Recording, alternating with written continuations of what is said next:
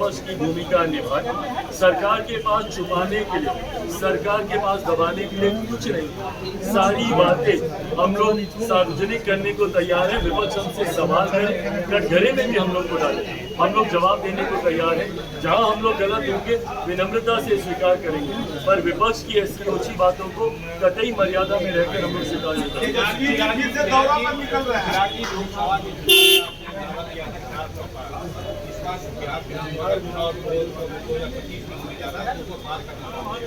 भाई देखिए, मैं मानता हूँ 400 पार के नारे में कहाँ कमी रही, इसमें मंथन लगातार चल रहा है और कई जानकारियां आई भी हैं सामने। अब एलओपी का भाषण ही देख लीजिए, राहुल जी का जो भाषण सदन के पटल में उन्होंने रखा, जिस तरीके से चुनाव में झूठ बोलने का काम किया, वही झूठ उन्होंने सदन के पटल में ही बोलने का काम किया। कुछ राज्यों में संभवतः उनका झूठा नैरेटिव, विपक्ष का झूठा नैरेटिव, आरक्षण समाप्त हो जाएगा, संविधान खतरे में है, लोकतंत्र की हत्या हो जाएगी। भाई आज तो केंद्र में सरकार बन गई, अब अगले 5 साल विपक्ष इस बात का जवाब दे कि क्यों झूठ बोला इन्होंने। पुनः हमारे प्रधानमंत्री जी ने इस बात को स्पष्ट किया है कि देश चलेगा तो संविधान के आधार पर चलेगा। और आरक्षण, मैं पुनः इस बात को कहता हूँ, हर मंच से मैंने कहा है कि दुनिया की, मैं देश तो भूल जाइए, दुनिया की कोई ताकत नहीं है जो आरक्षण को समाप्त कर सके। आरक्षण जैसे था वैसे ही चलेगा, बल्कि हमारी सरकार ने इसको और मजबूत करने का काम किया। गाहे बगाहे इस आरक्षण को हम लोगों ने मजबूत करने का काम किया, मेरे नेता ने मजबूत करने का काम किया। मंडल कमीशन को वीपी सिंह जी की सरकार में लागू कराकर, नरेंद्र मोदी जी की सरकार में ऊंची जाति से आने वाले गरीब वर्ग के लोगों के लिए 10% का आरक्षण लागू कराकर इस व्यवस्था को हम लोगों ने और मजबूत करने का काम किया, समावेश करने का हम लोगों ने इसमें काम किया।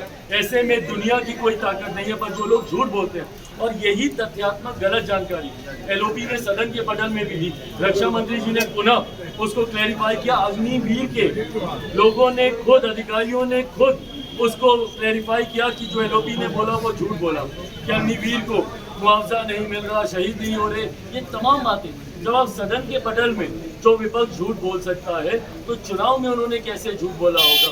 और ये झूठी राजनीति करने की वजह से कुछ राज्यों में जहाँ पे इनका नैरेटिव चला, जो आपका सवाल था उसका जवाब, हम लोग 400 पार के लक्ष्य से हम लोग चूक गए। पर हाँ, इन तमाम बातों पर अध्ययन कर इससे सीख लेकर अगले विधानसभा के चुनाव में, से बिहार की बात नहीं कर रहा, विभिन्न और राज्यों में जो साल के अंत में जहाँ जहाँ चुनाव है, तमाम राज्यों के चुनाव के लिए एनडीए पूरी तरीके से तैयार है और एक मजबूत जीत हर एक राज्य में एनडीए। तेजस्वी जी 2025 के लिए दौरा पर निकल रहे हैं, क्या कहना चाहते हैं, क्या इफेक्ट पड़ेगा 2025 के चुनाव पर? वही इफेक्ट पड़ेगा जो पिछले सालों से पड़ रहा है। क्या इफेक्ट पड़ गया 2024 के लोकसभा चुनाव में?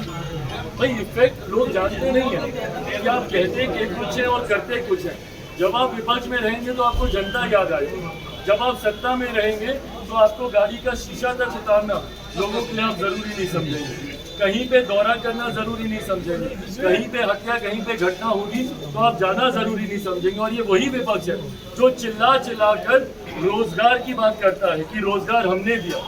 जिस सरकार में रोजगार की उपलब्धियां गिनाते हैं, जब पुल गिरता है तो दोषारोपण दूसरे पे करते हैं। मतलब जो मीठा मीठा वो आपका, और जो